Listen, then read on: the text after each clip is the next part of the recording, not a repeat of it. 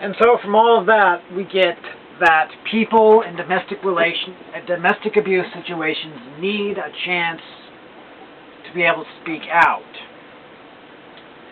I have the Post-Tribune, which is the Chicago Sun-Times. I've got Dr. Wallace. And this is from somebody who spoke on domestic abuse. Dr. Wallace, I'm 19 and dating a guy who is 21. Brent, who is divorced and the father of a 2-year-old son. I've been dating him for about 6 months. We met at a church retreat for young adults. He told me that he got his girlfriend pregnant and then married her, but the marriage didn't last. He adores his son and has a good relationship with his ex-wife. He has a good job, doesn't do drugs, smoke, or drink. Now right there, you'd be wondering, what does this have to do with domestic abuse, or abuse to begin with? Well, that's why you're watching this, obviously. He is handsome and has a great personality. His only flaw is his horrible temper. That's right, horrible temper. If someone cuts him off when driving, he goes almost crazy, yelling and screaming. He turns beet red, and it takes him a long time to cool down. I talked with his ex-wife, and she said she still loves Brent, but couldn't remain his wife because of his violent temper. She said she never felt threatened, but he had a hair-trigger temper and would fly into rage at the slightest provocation. Many times during his rage, he made so much noise that he frightened his own son. She also advised me not to get in a serious relationship with Brent until he successfully completed an anger management course.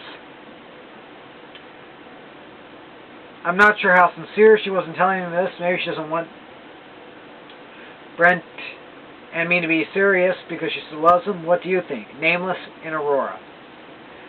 Nameless, I would consider the advice to be sincere and would encourage you to take it. As would I. While nothing has happened as of yet, there is still the possibility for it to escalate, which is something that in almost every situation happens.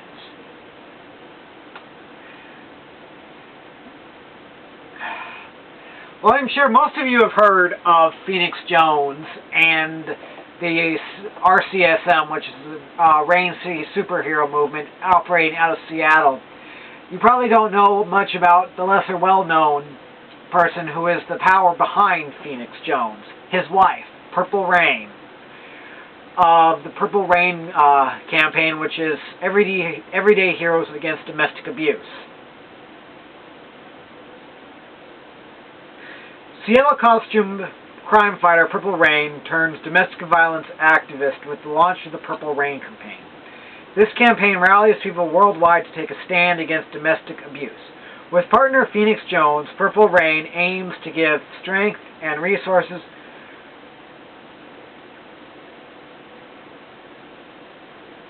to victims of domestic abuse who have not yet found the freedom to express themselves. As a survivor of domestic violence, Purple Rain has a unique perspective. I use my superhero persona to raise awareness about this cause. It is my dream to inspire victims and to give them the resources and strength to transform into survivors as a hero once did for me.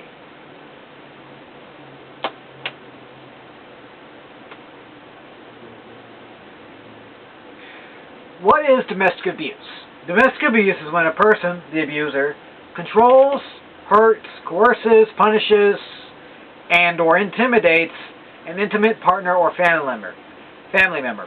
This can be a one-time occurrence, but it is usually a pattern of behavior created by the abuser's desire for control and power. Also, it is very common as 3 out of 4 Americans know someone who is or has been an abuse victim. 1 in 4 women will experience domestic abuse in their lifetime. The abuse is not always violent or physical. It can be emotional, verbal, psychological, sexual, and or financial in nature. Unfortunately, this type of abuse situation rarely improves over time without any form of intervention. In fact, in America alone, statistics show that 3 women are killed by either current or former intimate partners every day. 75% of these deaths related to intimate partner violence occur while the victim is attempting to leave. That is why it is important to be aware of the signs and to reach out and help.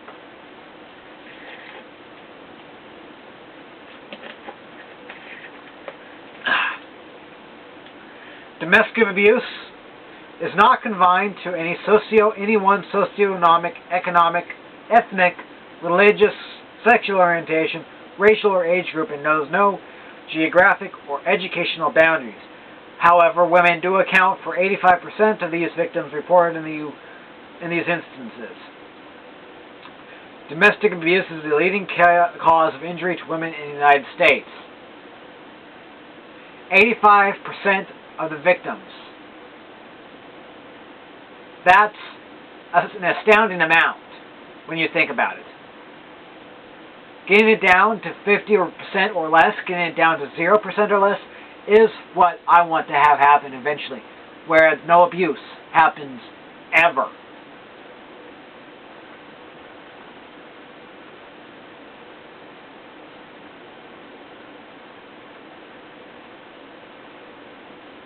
Well, I'm not going to read the types of abuse. You can find them on her page. The link will be provided. I can say this much, that it is a very scary situation for anyone involved.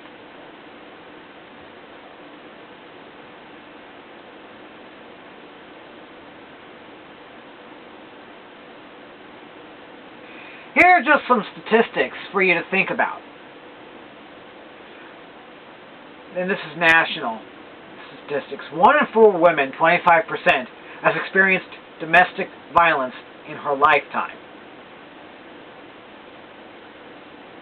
Estimates range from 960,000 incidents of violence against a current or former spouse, boyfriend, or girlfriend, to 3 million women who are physically abused by their husbands or boyfriend per year. Women accounted for 85% of the intimate partner violence, men for approximately 15%. Between 600,000 and 600 million women are victims of domestic violence each year, and between 100,000 and 6 million men, depending on the type of survey used to obtain the data. Women aged 20 to 24 are the greatest risk of non-fatal intimate partner violence. Between 1993 and 2004, intimate partner violence, on an average, made up 22% of non-fatal intimate partner victimizations against women. The same year, intimate partners committed 3% of all violent crime against men. Separated and divorced males and females are at greater risk of non-fatal violence, of intimate partner violence. Women of all races, read that, women of all races, are about equally vulnerable to violence by an intimate partner. Average annual rates of intimate partner violence victimization between 1994 and 2004 are approximately the same for non-Hispanic and Hispanic females and males. Intimate partner violence affects people regardless of income. However, people with low annual income below $25,000 are at 3 times higher risk of intimate partner violence than people with an higher annual income over $50,000. However, please note that those with less resources are more likely to report instances of violence. On average, between 1993 and 2004, residents of urban areas experienced highest level of non-fatal intimate partner violence. Residents in suburban and rural areas were equally likely to experience such violence, about 20% less than those in urban areas.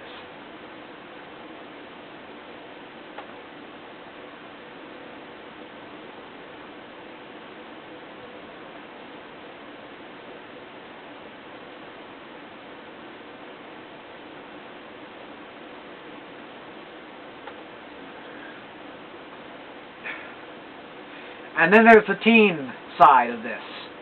Well, I'm not sure how many teen watchers I have. I figure it best to cater to them because they are the future. Teens who abuse their girlfriends or boyfriends do the same things as adults who abuse their partners. Teen dating violence is just as serious as adult domestic violence, and it's common. About 2 in 10 girls say they've been physically or sexually abused by a dating partner. About 1 in 10 teen boys report abuse in dating relationships. And in adult domestic violence, women are more often the victim. In teen relationship abuse, both boys and girls report abuse about equally. Boys tend to start the violence more often and use greater force. Abusive relationships have good times and bad times. Part of what makes dating violence so confusing is that there is love mixed with the abuse. This can make it hard to tell if you're really being abused. If you're not sure, see the signs of domestic violence section of this topic.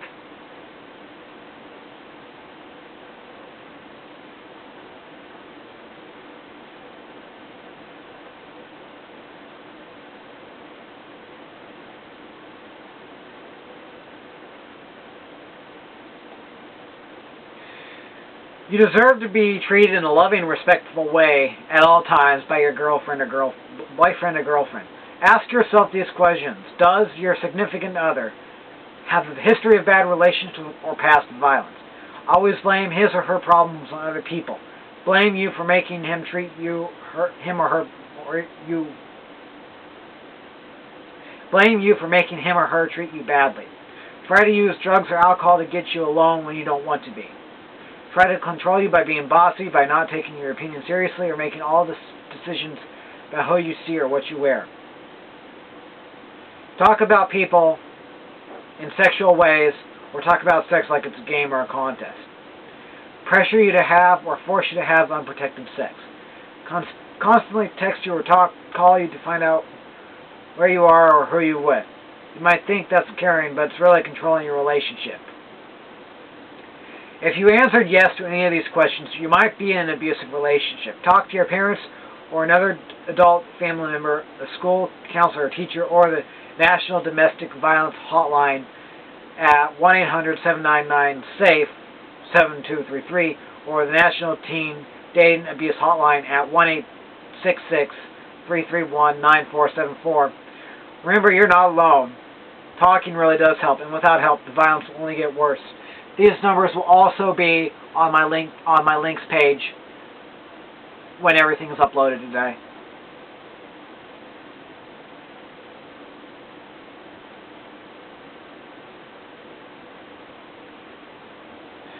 Alright folks, that's all for today. But remember, if you believe there is someone out there who is hurting, who is possibly in a domestic situation of abuse, if you yourself are in a position, it's time to speak out. It's time to do as Purple Rain did and stand up for what you believe in. Join with the Purple Rain campaign and reach out alongside Phoenix Jones and all of his supporters, and reach out to somebody in need. Reach out to others if you yourself are in need, because this is something that God doesn't want. God wants you to be safe. Your family and those who truly do love you, they want you to be safe. So do the right thing. This is Doctor McNinja, signing out.